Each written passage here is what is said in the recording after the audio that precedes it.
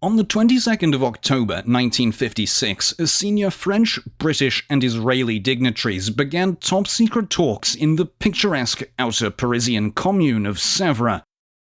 The subject of discussion? A common problem. The Egyptian president, Colonel Gamal Abdel Nasser, who had kicked off a crisis when he nationalized the Anglo-French-owned Suez Canal that July. The anti-colonial Arab nationalist President Nasser had set the stage for the traditional imperial powers to come up against a shifting international order less than a decade into the Cold War. Within days at Sèvres, the tripartite aggressors, as they're known in the Arab world, had agreed the fundamentals of a plot to invade his country.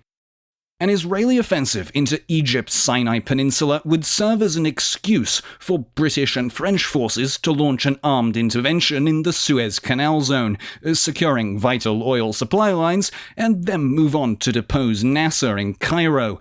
But that's not exactly what ended up happening. So then, what was the Suez Crisis?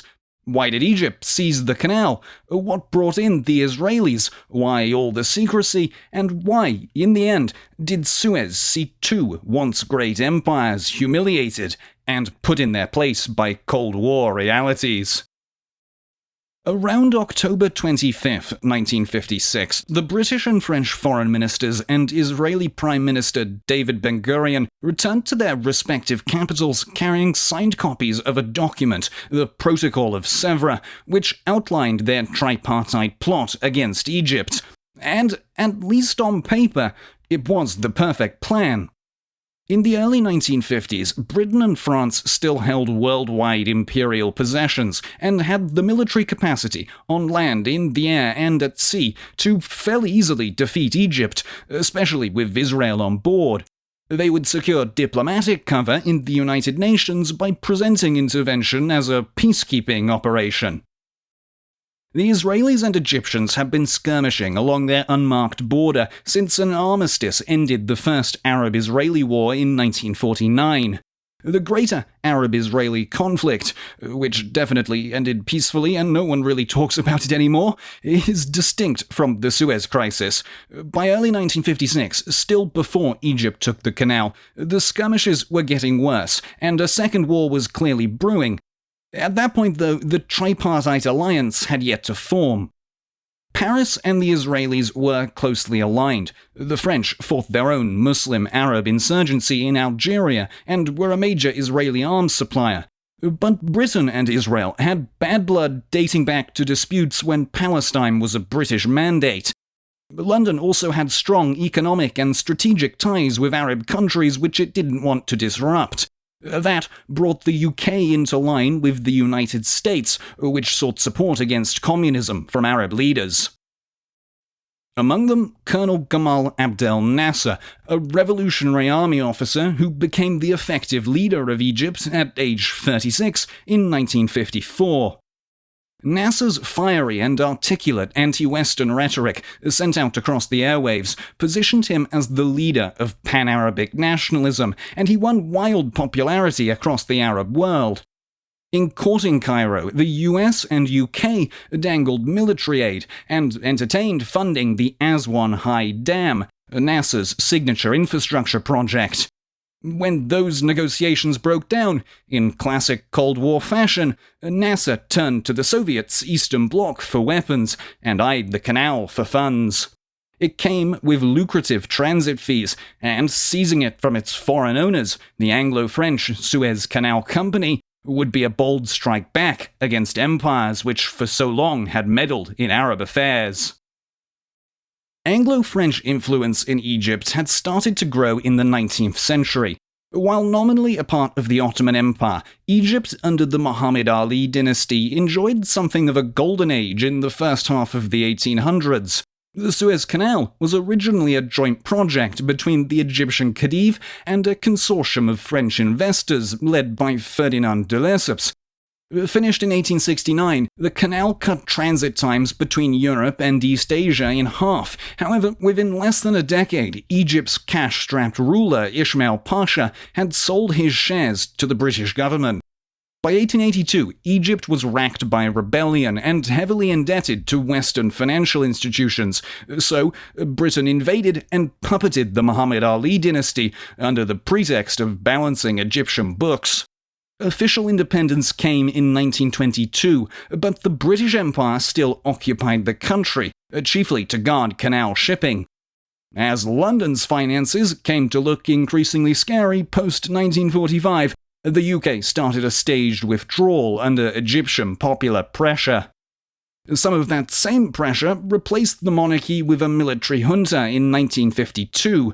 From within that, an ambitious Colonel Nasser eventually neutralized his rivals, and the UK and the new president struck a deal to fully remove British troops from the Suez Canal zone by June 1956, conditional on Egypt recognizing the Suez Canal Company as the canal's owner for another 13 years. On July 26, 1956, 1 month after the withdrawal of the last British soldier, Egyptian forces marched into the canal zone to the shock of the world. Nasser's justification for nationalizing Suez was simple. The canal ran through Egyptian land, Egyptians had labored to build it a century past, and so all of its toll revenues should fund Egyptian development. The United States, while not supportive of Nasser's unilateralism, wasn't motivated to strongly oppose it after the fact, conscious that doing so would only push Arab powers towards the Soviet Union.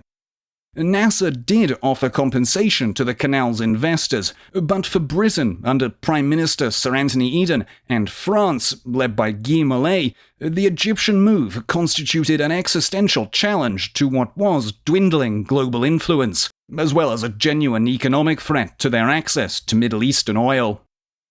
To understate it, the Muslim Mussolini Nasser had infuriated Anthony Eden.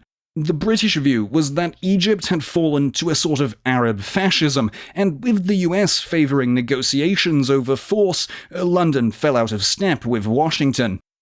In Paris, though, and especially in Israel, the canal seizure was the tip of an iceberg of enmity with Egypt. In the 1950s, French Algeria wasn't a colony, but a part of France, at least according to the French.